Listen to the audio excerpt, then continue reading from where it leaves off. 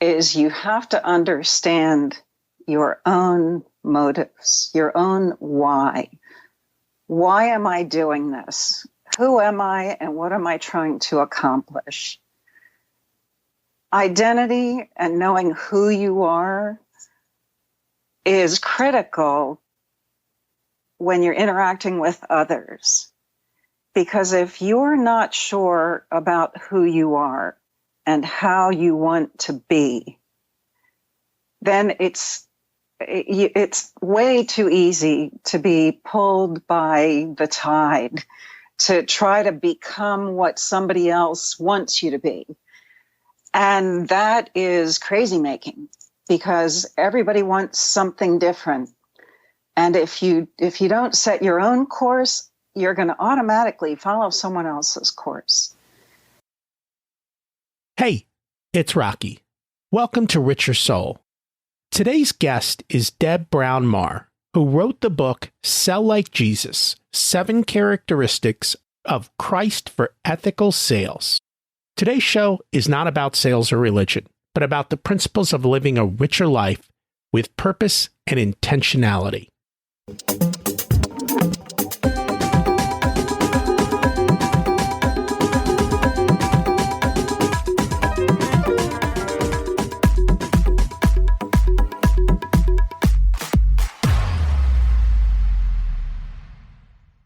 Imagine it's 12 months from now, and you've achieved your major life goals. How does it feel to be in the best shape of your life? To wake up energized, excited about the day? To have great relationships and friends who support you and propel you forward? How does it feel to have an excess of money, to be able to make the choices you want? To be fearless and open to trying new adventures? Imagine being connected to the universe and it providing everything you desire. It's possible over time, and your past does not dictate your future. The only thing holding you back from this vision is you. It's time to take control of our thoughts and use them to our advantage. Welcome to Richer Soul, where we achieve our dreams and bring balance to health, wealth, relationships, time, and spirituality. If you have not had a chance to listen to episodes 1 through 9, I encourage you to go back and listen to the framework behind Richer Soul and how to create the life of your dreams. You can also find all the show notes for this episode at richersoul.com. While you're there, you can sign up for a monthly email where I share the best articles I read this month, let you know about upcoming episodes, and share a little wisdom. You can also listen to coaching calls under the Coaching Calls tab. I also share the most interesting articles I read every week on Facebook at facebook.com/Richer Soul. And there's also a Facebook group where you can ask questions and interact with other listeners. Today's quote comes from Zig Ziglar. You can have everything in life you want if you will help enough other people get what they want. That's our focus today, helping people get what they want. We're going to talk about ethical sales. At the end of the day, everything is based on sales. We're bombarded with more sales messages than we can count. If you want a spouse or your kids to listen to you, your boss to promote you, or to give you a raise, your business to sell more, the core ingredient is sales. Sales is about helping people solve their problems and achieve their goals. It's not about pushing stuff on them they don't really need. Too often, though, we're stuck with the latter, and that's why sales has a bad rep. Today, we're going to look at it from a different lens. Before we chat with our guest, I want to share a sales technique from Robert Cialdini that you can use in any situation, including getting your kids to do something you want. So here goes the quote. One of the most persuasive words that can be used is because. The word can get you to the front of a line when you're at the supermarket, bank, or even in the office. The word because triggers an automatic compliance response, even when there is no subsequent reason to comply. Because is normally used to justify a request that was just made. Simply telling someone to do something or buy something isn't as effective as giving them a reason as to why they should do it. For example, if someone tells a girl to buy a dress, they would not be as convinced as when someone tells them to buy a dress because it looks flattering on them. By giving them a reason, you open them up and tell them something extra. This helps them as a person to generate more contacts and build more relationships. By giving an explanation to someone, they will try to understand you and contemplate as to whether your reasoning is valid.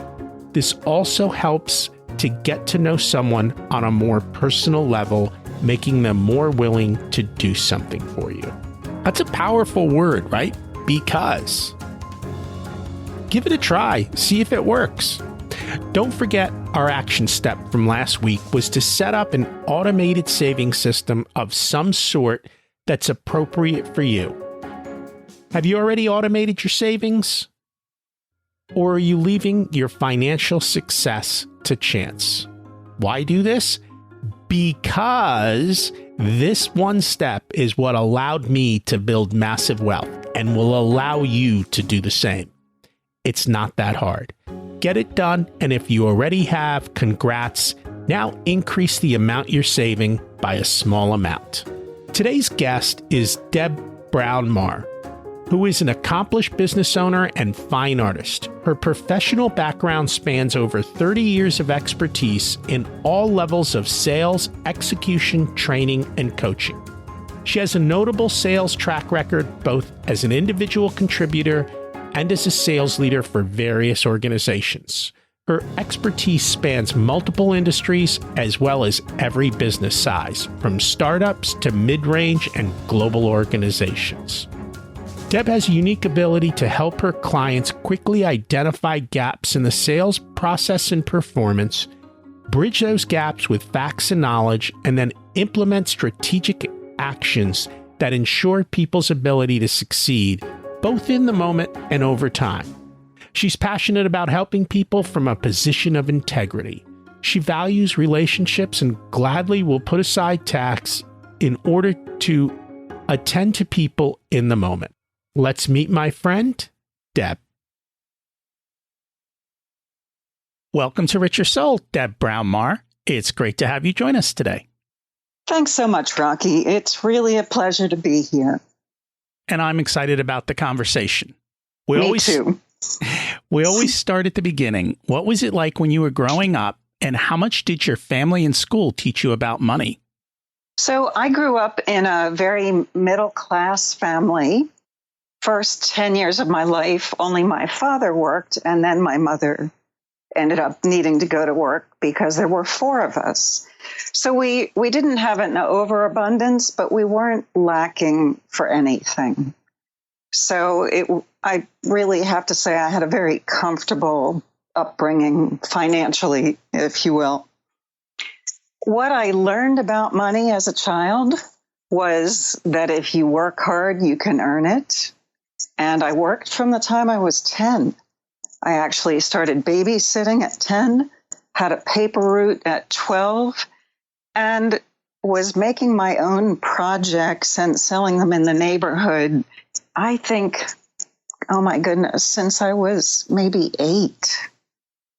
So I learned the value of money, and I really enjoyed the,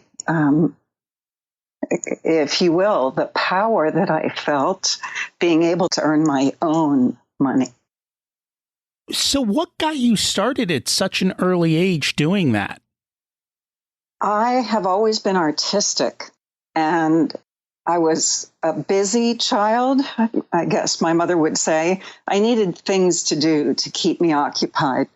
So she was always looking for arts and crafts projects for me to work on to keep me busy and out of her hair, quite frankly. And I always loved working with my hands and creating things. So early in life, Mom bought me one of those little metal looms that you buy, cloth loops, and you drape the loops over the pegs and weave going the opposite direction. And I made potholders. And I've had so many. You can only use so many potholders in the kitchen. So I don't know if somebody suggested it to me or if I just got the idea myself to go around the neighborhood and see if any of the other moms in the neighborhood needed potholders. I sold them for $0.25 a piece, and I would go selling until the pile was gone, and then I'd start production again. That's interesting. So did you know the people you were selling to, or were you just knocking on doors? For the most part, I knew them because the neighborhood was fairly small and all us kids played outside with each other. So I especially knew the immediate neighbors, maybe 3 doors up and down both sides of the street. But the rest of the neighborhood, I didn't really know them all that well until I started doing the paper route, and I had to collect from them. So I ended up getting to know everybody in the neighborhood. And it's always called Paper Boy. Mm-hmm. It's ironic. You don't always hear about a paper girl very often. It ended up being a family project. So I have an older brother who did it first. And when he outgrew it, I inherited it. And after I outgrew it, my twin brother and sister took over. So we had the root in the family for about 12 years. Wow, that's a long time. Yep. So what did you learn from being a paper girl? I learned it's very important to collect in a timely fashion. And if somebody wasn't home, the very next day to go and ask for what was due. I learned the value of service because if you did a good job, you got tips. And what we realized, we never threw the papers on the front lawn, nor did we put them in a paper box. We actually walked up to the front door and put the newspaper between the door and the screen door. So especially if it was a rainy day, the paper stayed dry. People really appreciated that and were willing to give us tips in order to provide that service. I also learned that I would never not work because, as I said, I really enjoyed the autonomy, knowing that I could earn money, that I could buy things that I wanted, and I could take care of myself. It gave me some autonomous decision-making about things. I managed to save by the time I quit, or not quit, by the time I finished high school, I had saved $3,000. And this was in 1974. That was a lot of money. It was. It helped me get a down payment on my first house. Congratulations. Thank you. I was a paper boy and I learned a lot of those. Were you? Yeah, I learned a lot of the same lessons. And I learned that the better the service you provided, the bigger the tips. I would make more in tips than I would make from delivering the paper.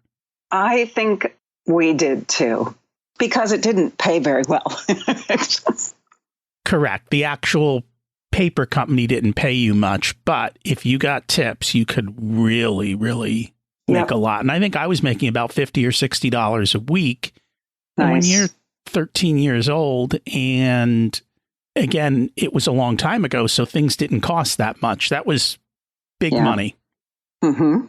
Yeah, because I think back then minimum wage was around $3 and change, if that. So that was really good money, and especially for a young kid. So how did you decide to go into sales? Well, I can't say that I really decided. I ended up there because I went to college, got a 4-year Bachelor of Arts degree, but I got it in Latin American Studies, which doesn't prepare you for a whole lot of jobs. What I was hoping for, because I speak Spanish fluently, speak and write Spanish, I was hoping to get some kind of translation job. And the first place I looked was the United Nations, with our proximity to New York City. only to find that they don't even talk to you until you know at least 3 languages. So my idea, I guess I can't say that I fully researched career paths before I did the major.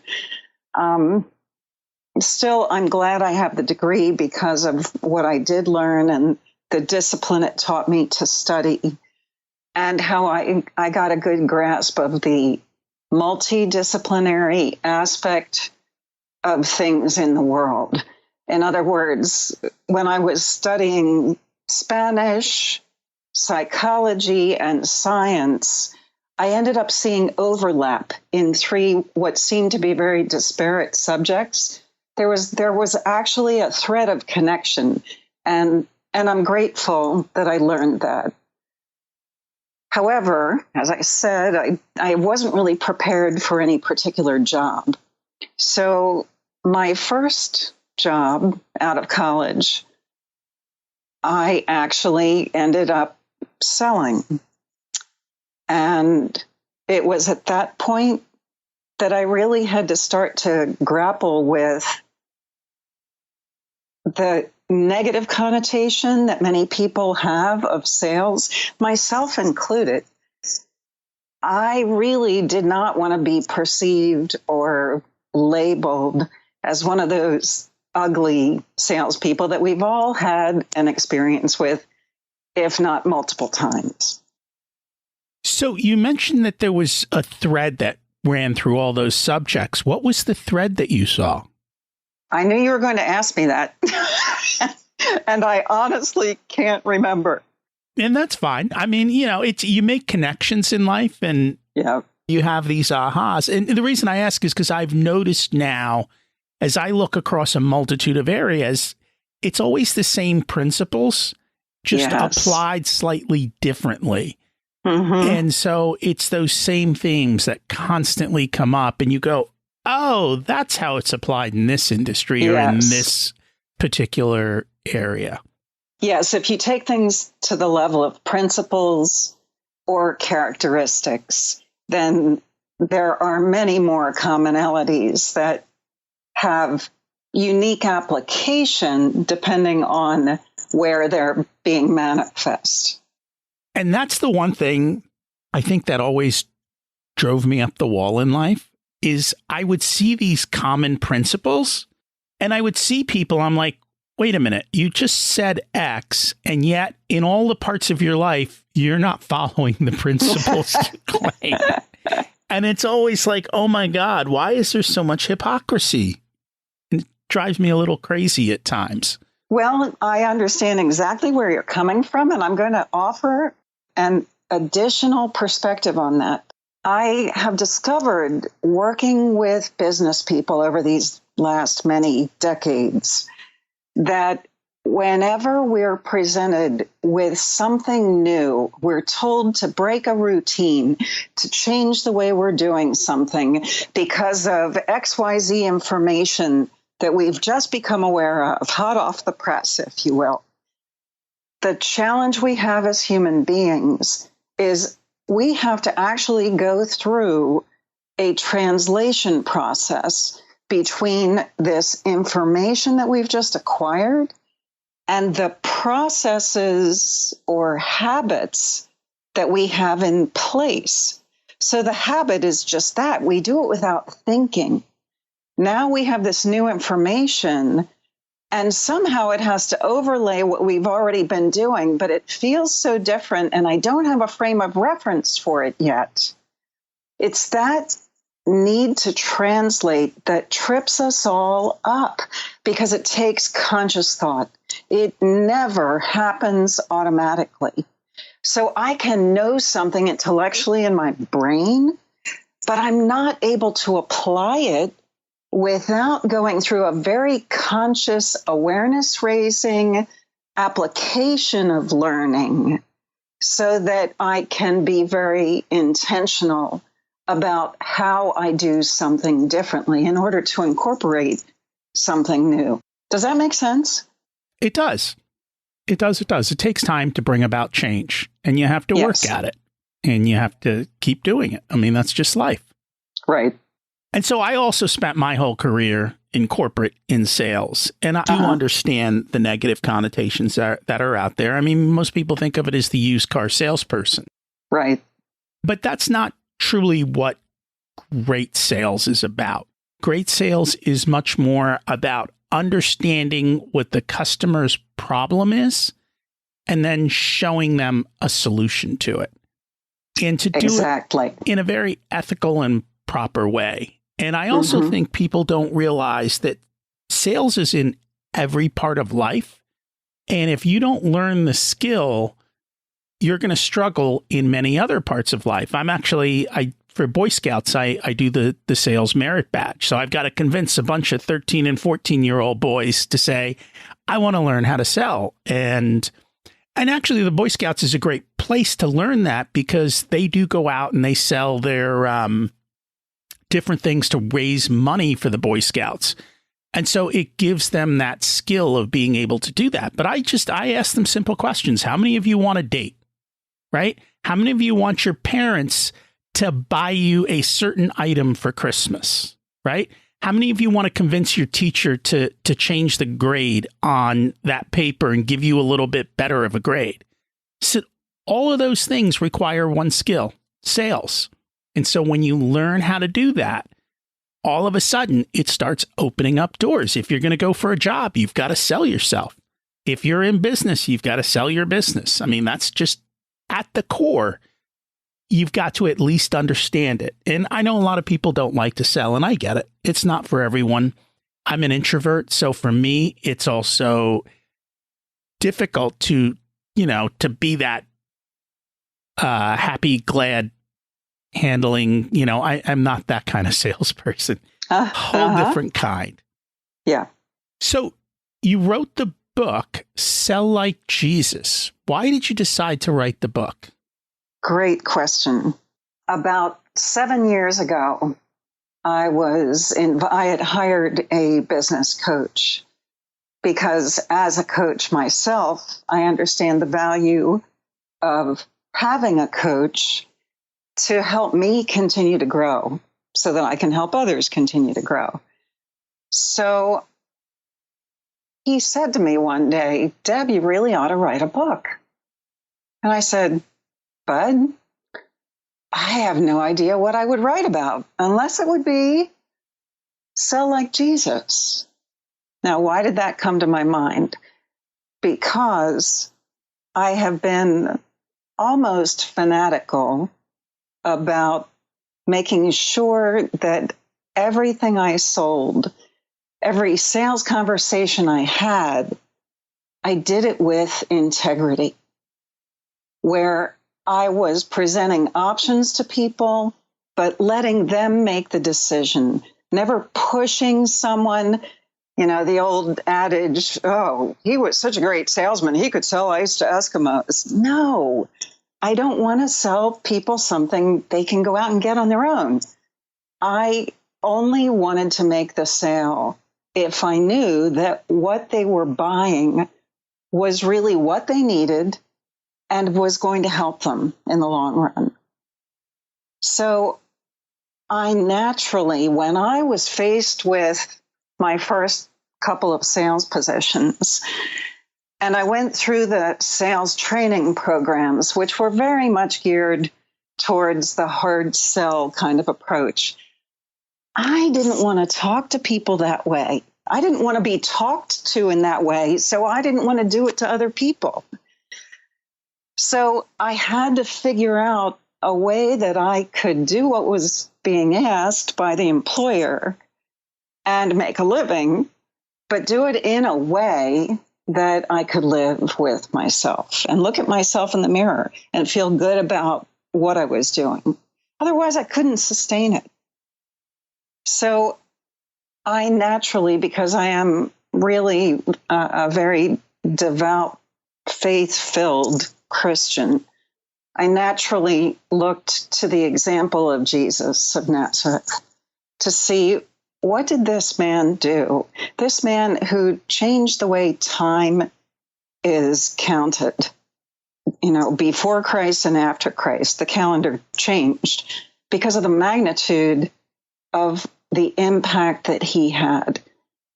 So I looked at his conversations, his actual conversations in the Bible, and I tried to break down what he did to replicable behaviors that I could apply in my sales conversations that would be honoring to God. And it's something that came about over a period of years, Rocky. The reason I wanted to write the book, to get back to the original question, is because I want to share what I learned to make it just that much easier for someone who's just starting out. It literally took me about 20 years to put everything together. That's called learning the hard way. Try it, fail, try again, fail again, try something. Oh, it worked. Good. Let's do that again.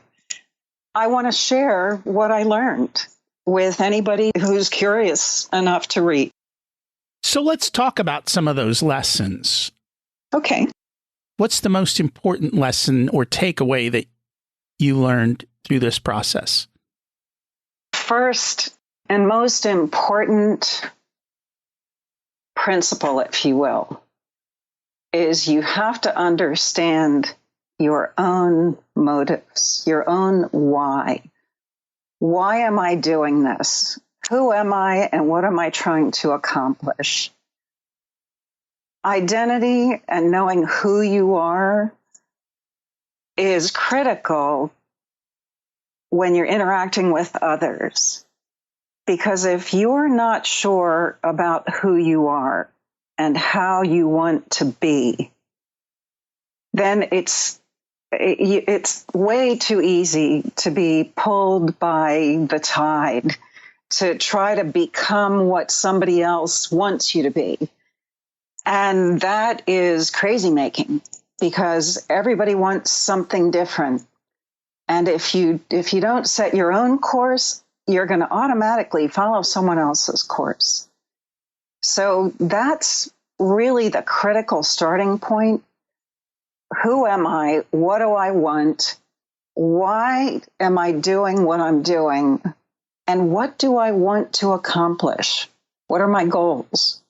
What's the purpose of it all?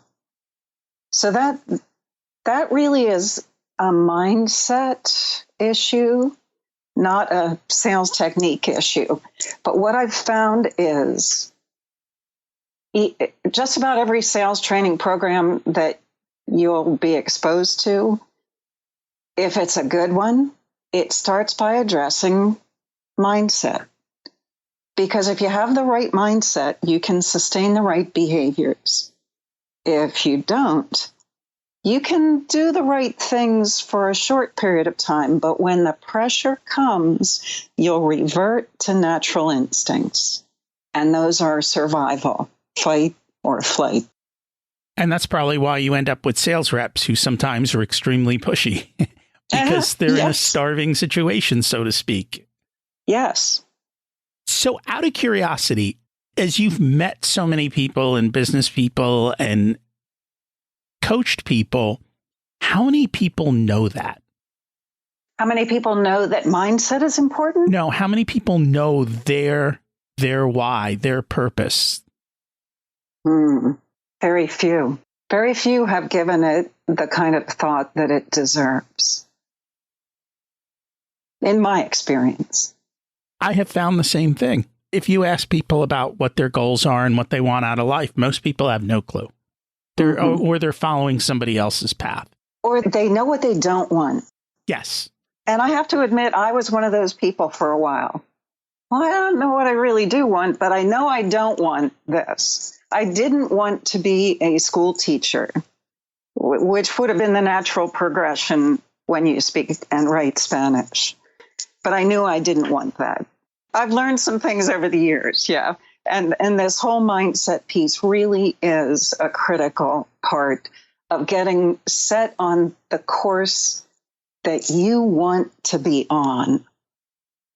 And if you get into that course and you decide you don't like it, you can always change course. But at least while you're doing it, you have single-minded purpose and focus, because there is nothing more damaging than being double-minded, thinking one way and behaving another, or vice versa. It will kill your spirit. And that's probably why a lot of people struggle. Those two things are the core values on the podcast: is know your purpose and have the right mindsets. And when I take people through the process, a big part of it is exactly what you said. I know you don't know what you want. Let's start writing down what you don't want, because by saying what I don't want, you start to close in on what you do want. And so it's part of the process to do that. Well, that's good. I'm glad I was doing part of the process. I read one line in the book that kind of jumped out at me, and it follows this: is know where you are, where you want to be, and take calculated risks to do things differently to get better results. The key to change is to take action. And that's another thing that we talk a lot about, taking action. And I find a lot of people don't. Yes, I find the same thing. There are a lot of reasons. We might say excuses that we as human beings come up with, myself included, to not take action. I'll do it when I know everything. I'll do it when the timing is right. I'll do it once my kids are grown. I'll do lots of reasons. And I have to admit that for a time, I put off writing this book. And I had some, what I believe to be very good reasons. And when the time came to really make it a reality, I knew in my heart that I was out of excuses, and that if I didn't put what I know on paper, then I was doing a disservice to all those people who are going to read it now that it is just about on the market. And by the time this releases, it probably will be. Awesome. So one of the other things that you say in there, and I think this is a struggle that a lot of people have, is don't confuse who you are with what you do for a living. What did you mean by that? From the time we're young, we are programmed to think of ourselves as good or bad according to our deeds. If you, as a child, if you do the right thing, you get the praise and accolades from mommy and daddy. And if you do the wrong thing, you're punished. So the language even is, if you do the right thing, you're good. You're a good girl. If you do the wrong thing, oh, you're such a bad girl. So we are programmed from early in life by the habits of the phrases that we use in everyday life, that we're only as good as what we do. And that gets perpetuated in school when, if you get the right answer, you get the gold star. And if you don't, you flunk, or, you get the bad grade, and all the negative consequences that come with that. So again, performance is tied to our value. So unless you have very astute adults in your life while you're a child, it's almost impossible not to get the impression that my actions determine my value. The truth is that we all have intrinsic value, God-given value, I would say. It's the gifts, talents, abilities, personality that was wired into us when we were in our mother's womb that is totally unique. I'm totally unique from you. There never will be, never has been anyone else on earth like you, Rocky, or like me, or like anybody else who's listening to this. And that uniqueness that you bring to the world is beautiful, it's valuable, it has intrinsic value. And also, each one of us has unlimited potential it all depends on what we choose to embrace and do, whether that potential gets manifested or not. So what I find, the reason this lesson of not confusing who you are as a person, your identity, your value, with what you do for a living, what happens when you lose your job, you lose your role, any role? 6 years ago, I lost my role as wife when my husband suddenly passed away. All of a sudden, if I'm defining myself according to the role of being a wife, I'm out of luck. It's done. There's nothing I can do about it. I am a total victim unless I know who I am. I know what my value is as a person. And just because I'm no longer married doesn't mean I've lost value. Does that resonate? This is a tough subject to address because we're so hardwired to attach value to what we do versus who we are.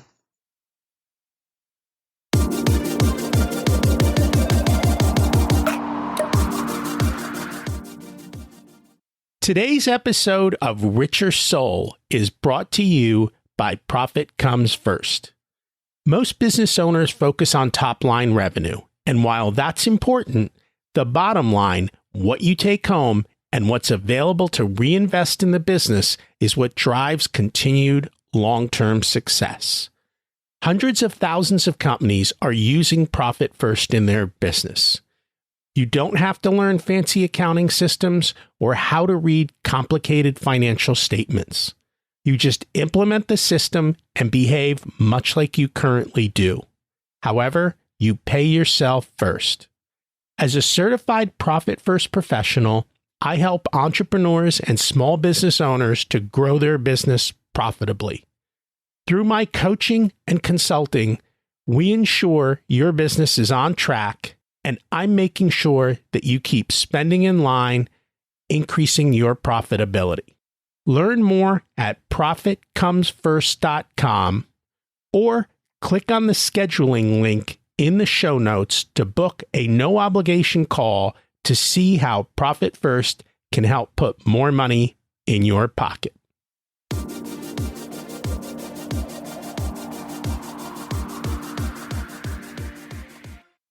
You know, it's funny, in my life, most people look at me and they don't actually know what I do.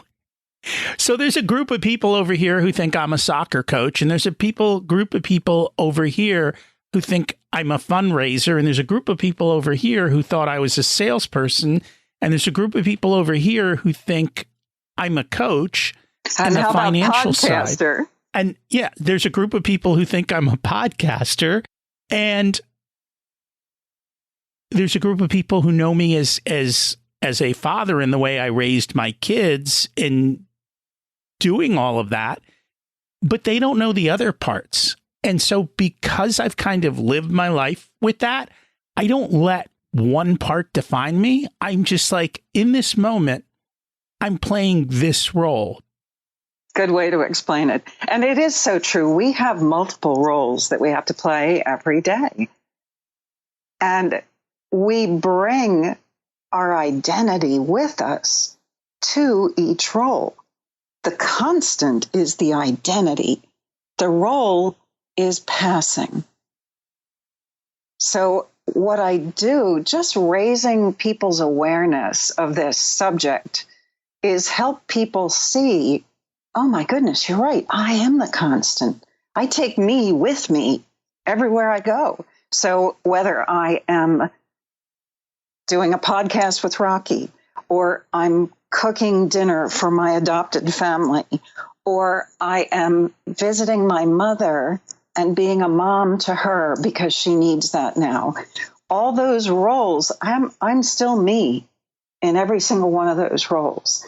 And the qualities of my character are able to be shown through all of those different roles. so that if a role falls away or it changes, it doesn't rock my world. It doesn't devastate me personally. So one of the consequences of thinking this way, Rocky, is that I can handle defeat. I can handle failure with optimism. I can get through tough times. I can look at the bright side of things. I don't crumble up into a ball and go hide in the corner somewhere when something doesn't go right. I can be analytical. I can look at what I did that worked, what I did that didn't work, make different choices, and try something different to get a better result the next time. So by separating identity and role, I'm helping people become better problem solvers when things don't go right, when things don't go the way they want them to the first time.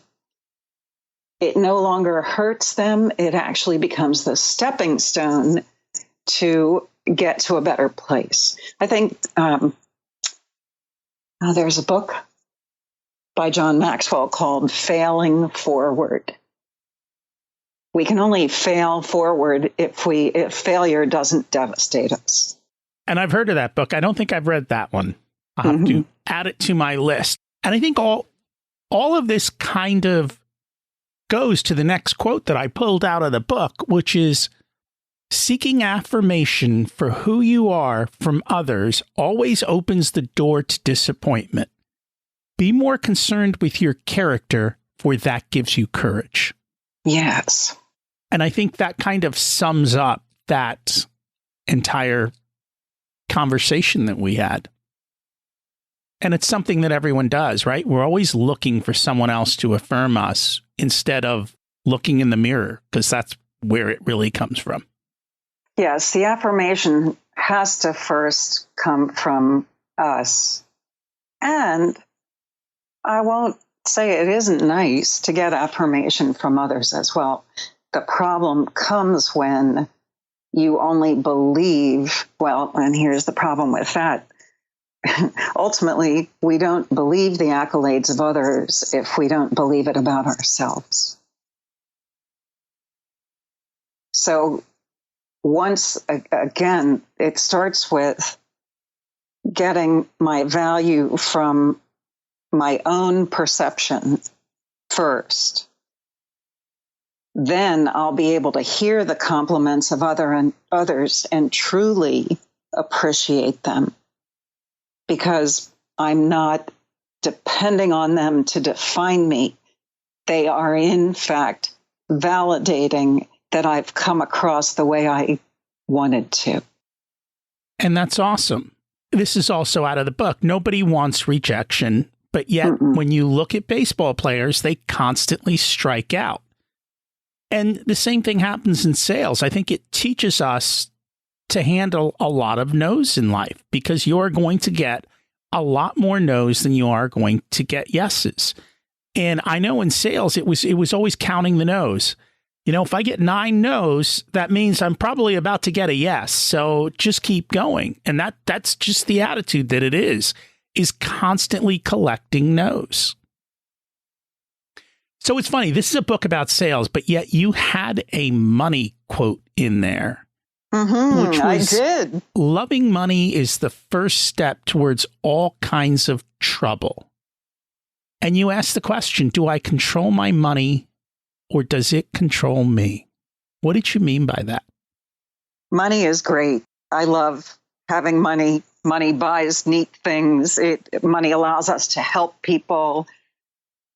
Money is needed in today's society. It's very difficult to exist unless you're doing subsistence farming, on a tract of land that has unlimited resources.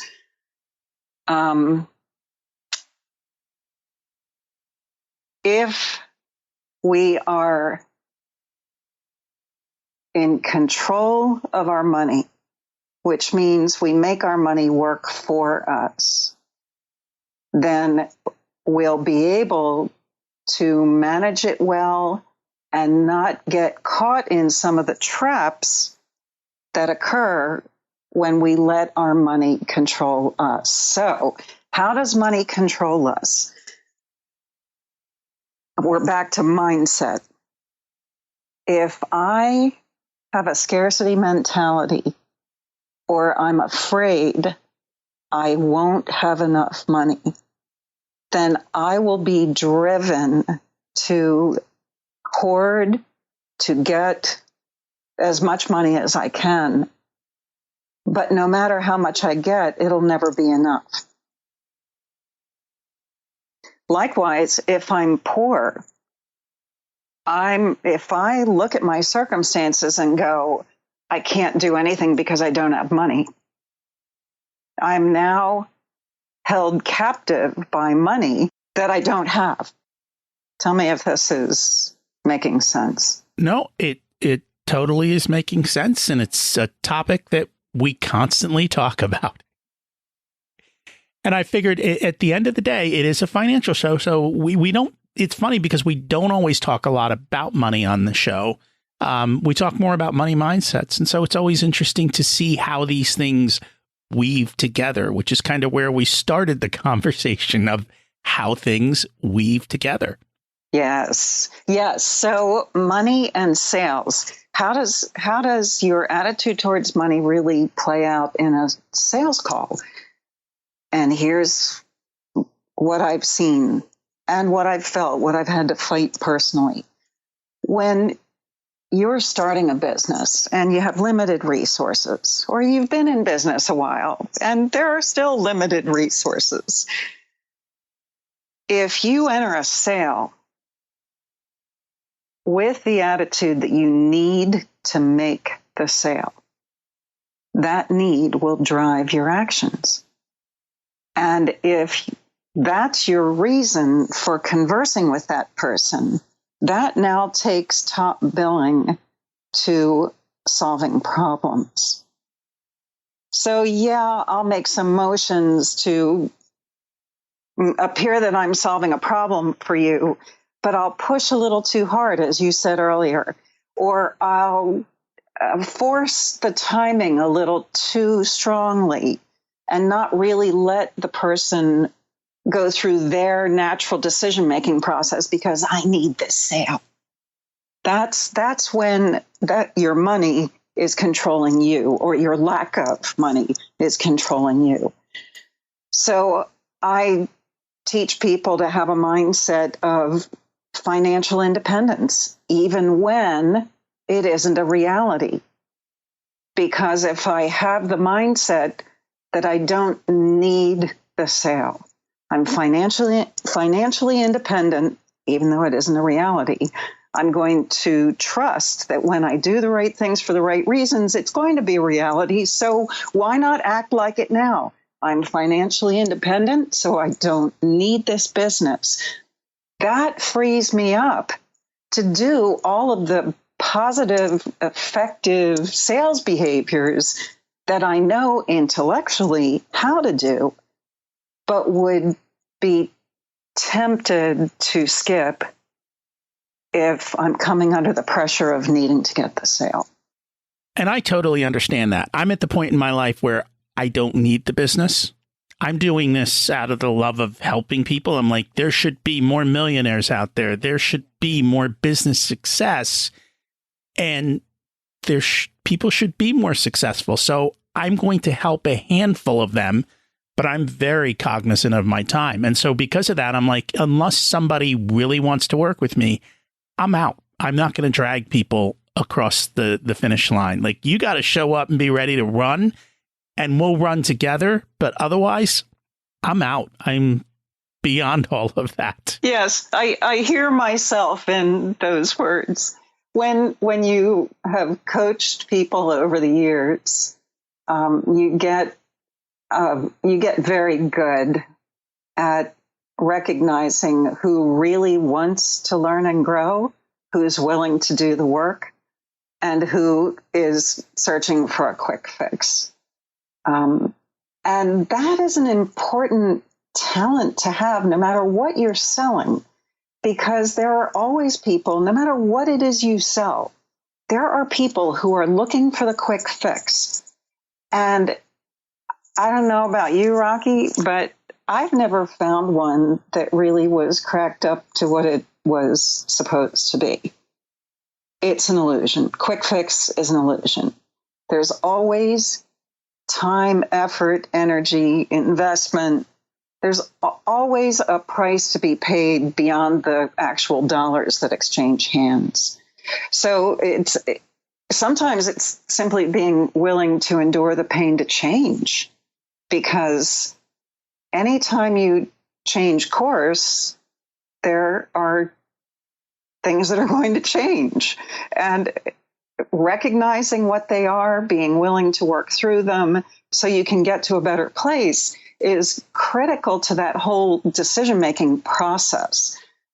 And as salespeople, if we understand the challenges that someone is going to face once they say yes to us, and we can have those discussions with them as part of the sales process, guess what happens? You open their eyes, you open their understanding to something they didn't even consider. And what that does is they are grateful. They thank you because they had never thought of that as a consequence of making a purchase. And you've done them the service of giving them a chance to think about it ahead of time and factor that into their decision process. So when they do say yes to you, they have sold themselves. They are trusting you, not just hoping that they're going to get what they're paying for. And that's a big part of my sales process. Like, I'm looking for people to show up, and I'm looking for certain types of people who are willing to do the work. And I just don't have the energy or the time to deal with people who aren't. It's just not worth the effort for me. And so they don't qualify. I disqualify a lot of people up front. And in a sense of, it's not that I'm putting them down, but it's like, you're not ready to do this. Go, that's a big part of the podcast is, hey, go listen and learn. And when you're ready to take action, come on. But here's all this stuff for free. We just put it out there so that they can have it. And so I think in the book, you talk about this, and this is true for sales and it's true for life. And I think it's true for making relationships and friendships is learn to listen to comprehend, not just to answer. And I've been told that the best way to kind of build relationships and to have conversations, and it's probably, if you look at this podcast, it pretty much follows that thing. I speak 10% and I listen 90. Not even 80-20, 90-10. Yep, I'm with you. I noticed a lot of that. You spoke to that in the book as well. Yes, the skill of listening is probably, I'd say it's more difficult than asking good questions, but asking good questions is pretty close to being as difficult. Listening is difficult because you said it early on there, we have to listen to comprehend, not just to figure out what we're going to ask next. Listening to comprehend means you have to listen with your whole being. You have to be focused. You have to make eye contact. You have to hear and interpret and make note of things that you're not completely clear about or that could have multiple interpretations, so that you can ask the question to get them to elaborate in order to bring the full understanding. That takes energy. I have a client where I've often had to do 4 2-hour coaching sessions back to back with only a half-hour break after the first two.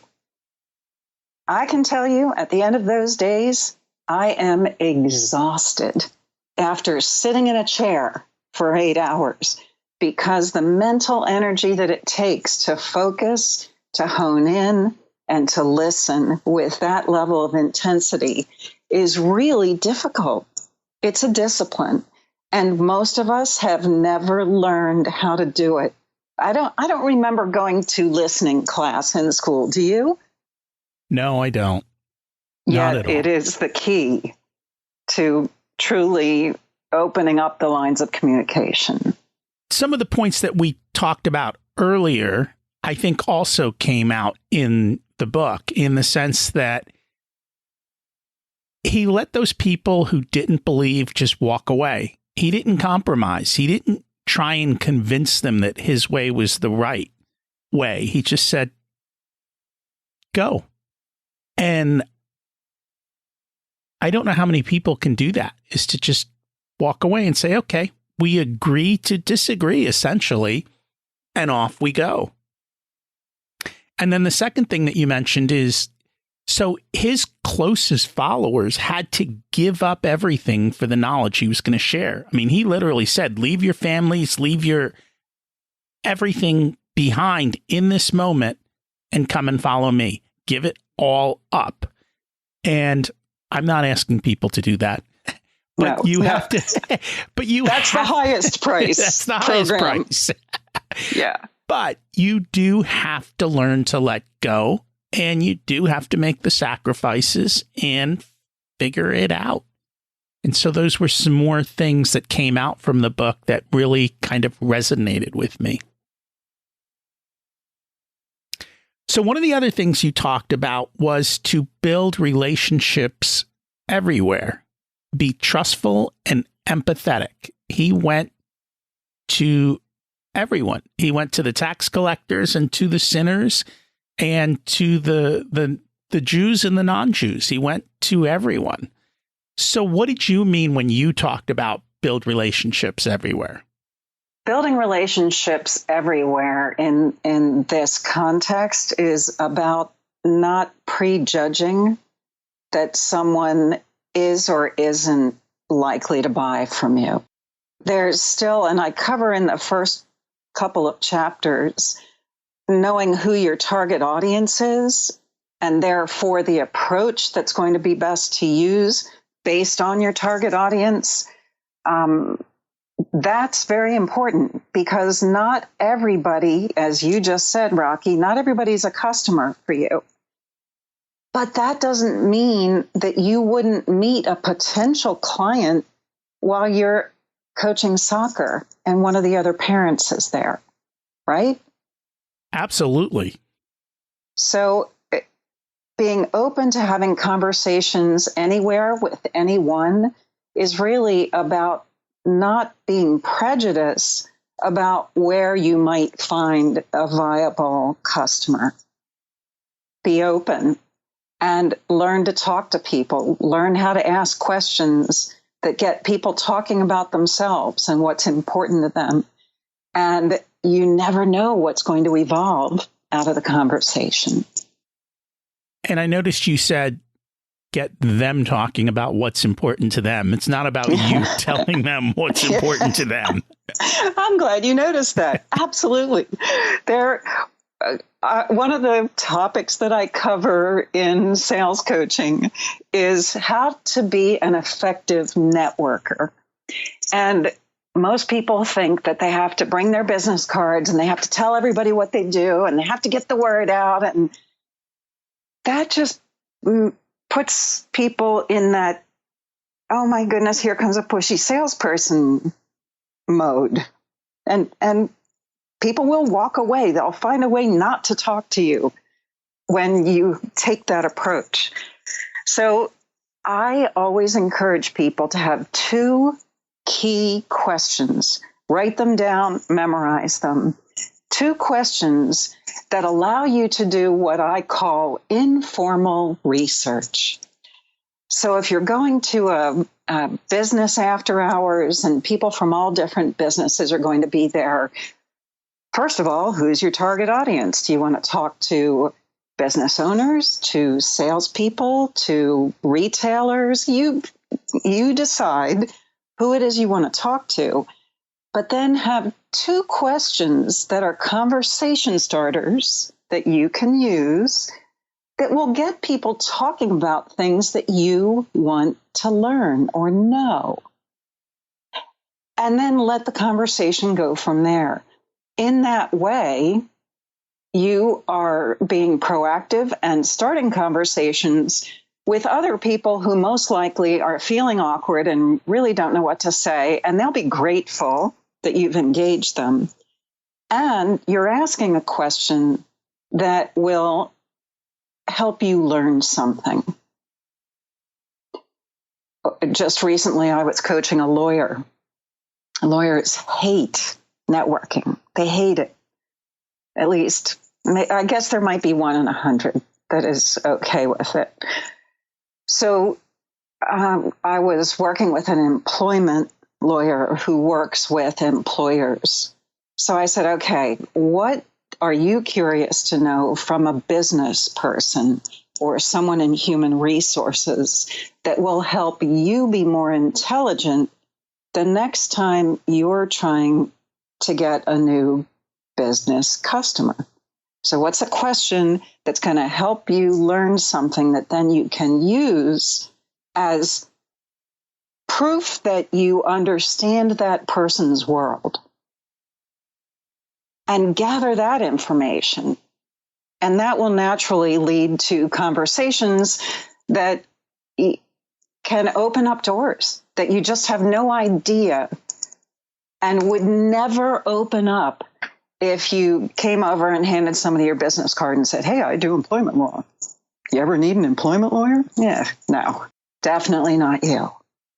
And that is very, very true. One of the other things that you talked about was learning to tell stories. Mm-hmm. If you look back through all of the great motivators and salespeople, they tend to have a large repertoire of stories to tell. And through that, they have a better chance of getting a point across. What was your purpose in saying learn to tell stories? In sales, third-party stories are especially helpful because you are able to tell stories about other customers' successes or what needs were met by other customers using the customer's words. So it becomes the answer that the prospect is not asking, but they're dying to know. You say you're great, but who says so besides you? So a third-party story where you're talking about, and I'm not saying you're naming names and giving confidential information, but genericizing a story that came from a customer, maintaining all the proper confidentialities. What you're able to do is take what you've learned from this prospect, and if we look at the bare bones of it, I would say something like, I have a customer that I just was working with, and they had a similar experience to yours. Then I can detail the experience and get agreement that that is what this person that I'm talking to now is feeling. Then I can say, this is what we ended up doing for them, and these are the results that they saw. And gauge the reaction of the prospect that's sitting in front of me, and then continue to engage them in dialogue. What do you think about that? Does that sound familiar? Is there anything in that would help you? So that story it's a way of describing the result of having bought from me in a way that is going to relate to the person that I'm talking to directly, instead of being all about me. Well, I did this, and I could see that they really needed this, so I made sure they got that, and then this is what happened for them. See, the whole tone, even if I am over exaggerating a little bit, the whole tone is different if I'm telling versus I'm asking. So stories become a platform to share and then engage in more direct questions about the subject of the story. And it helps the prospect feel comfortable and share even more. And I'm working on my storytelling skills. It does take work, doesn't it? It does take work, yes. And I'm going to continue to work on that. So am I. It's an ongoing process. It is. So we always like to have an action step every week, and we've talked a lot today about taking action. Is there one action step people can take this week to move forward? The starting point is to know where you are and where you want to be.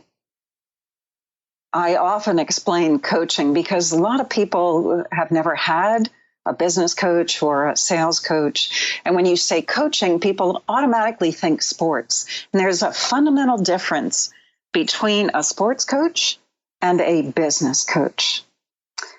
A sports coach is expected to be the expert and to give you the best practices and then help you work at implementing those best practices.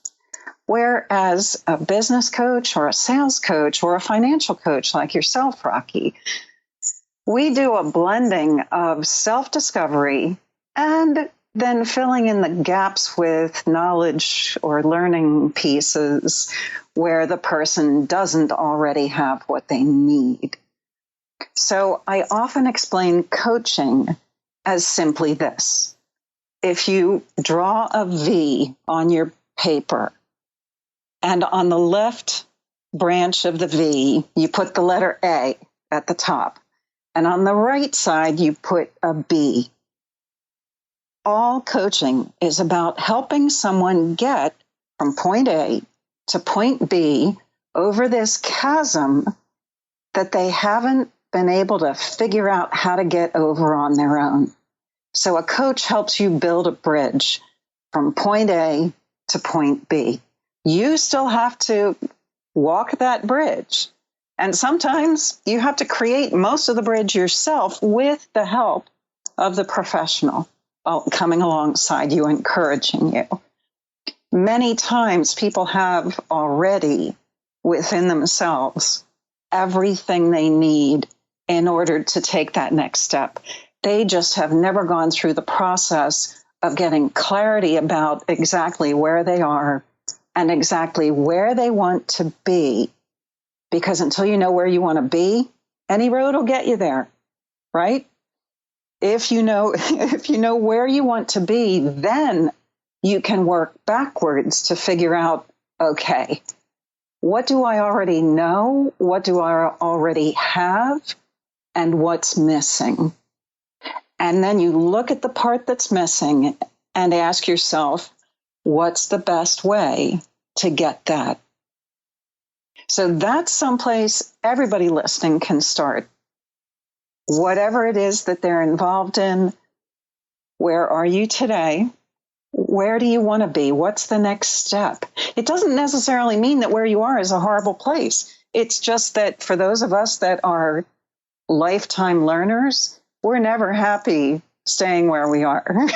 There's always that next step to take. So even if you like where you are, there may be a next step that you're looking for. So ask yourself, what is that? What do I need to get there? What's holding me back? And what am I willing to do to fix that so I can advance my path? And that's one of the biggest things I find with my coaching clients is a lot of times they're stuck.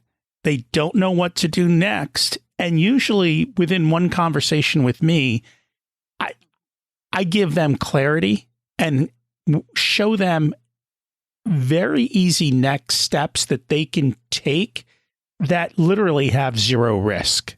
They're very easy to do things, and it gets them moving and what we talked about, taking action and going forward.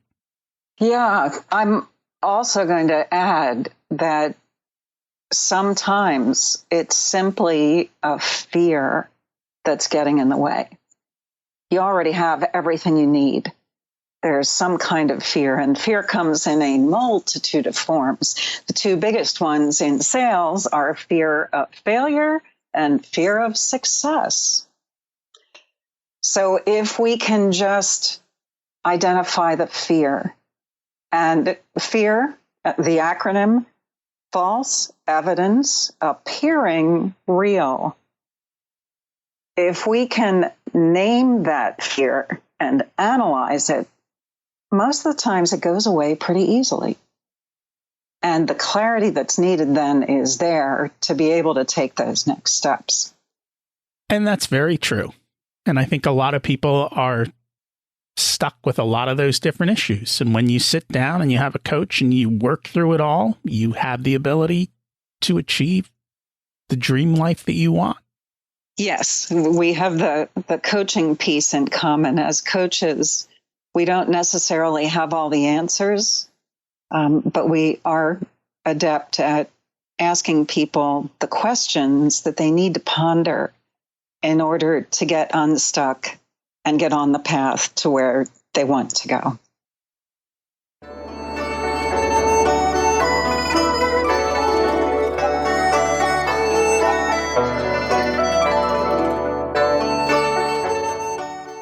It's time to learn the secrets of life. What's your secret to living an abundant life?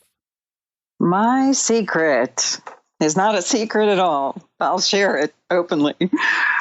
Being grateful, having a heart of gratitude.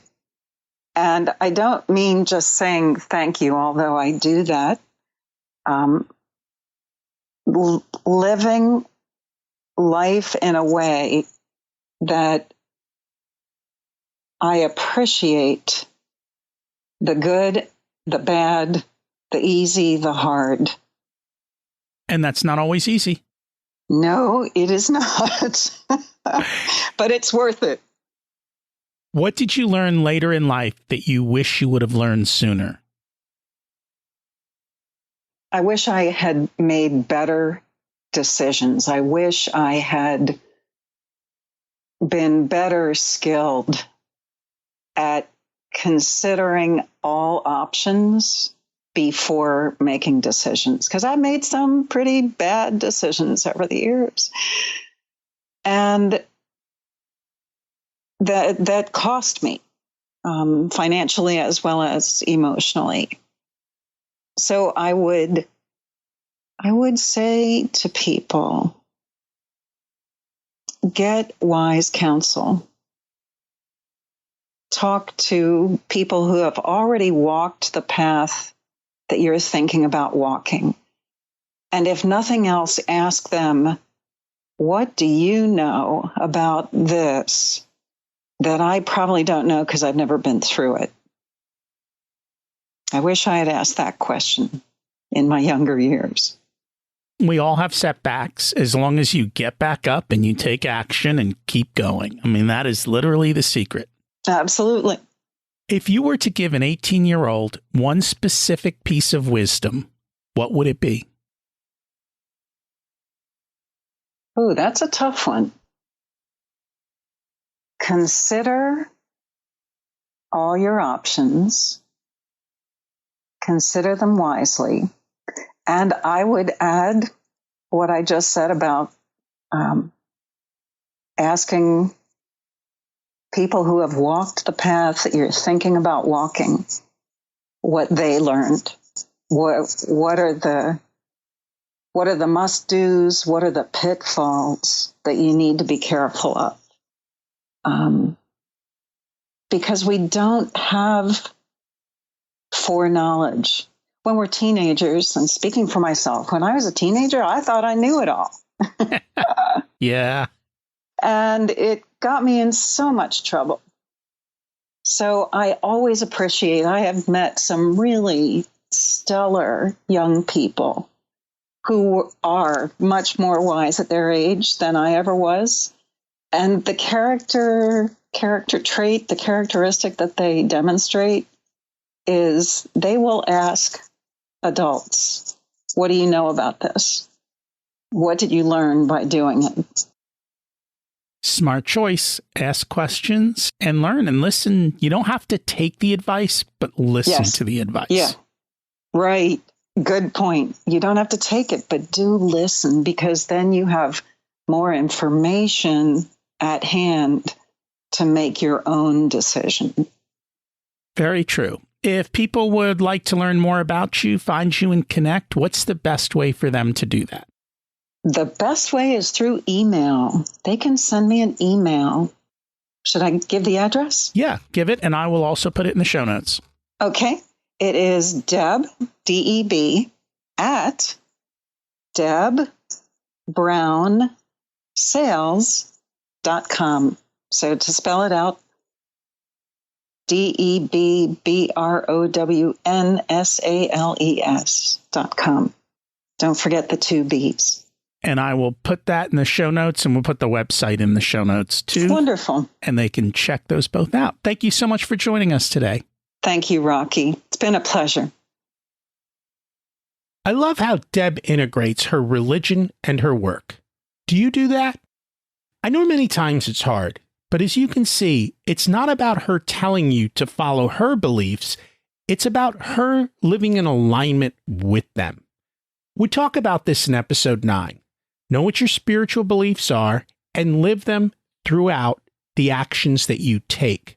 People don't need to hear your words. They need to see your actions. I encourage everyone to work on their sales skills because it's something we all need in life to help us get what we want. Of course, the best way is to first help others to get what they want. This week's action step: know where you are and where you want to be. This is powerful because most people are lost in the drift and they don't know the answers to these questions. If you do, just check in and make sure you're on the right track. And if you don't, spend some time figuring it out. If you're still listening, you must have liked the episode. So please share it with a few friends because it can start a great conversation and because I would appreciate it. You can also connect with me on Facebook. There's both a Facebook page and a Facebook group for Richer Soul. What's preventing you from moving forward, and who are you putting on your team to help you build the life you deserve? Taking no action creates a far worse outcome in life than trying something and failing. Can I help you achieve your goals through coaching accountability? Just email me. We can start with a short chat to see if we're a good fit for coaching. For many people, one session allows them to take a giant leap forward towards their dreams. You can reach me at rocky@richersoul.com. I'd love to hear how you're doing and how the information I've shared has helped you. Thanks for listening. Have an abundant week.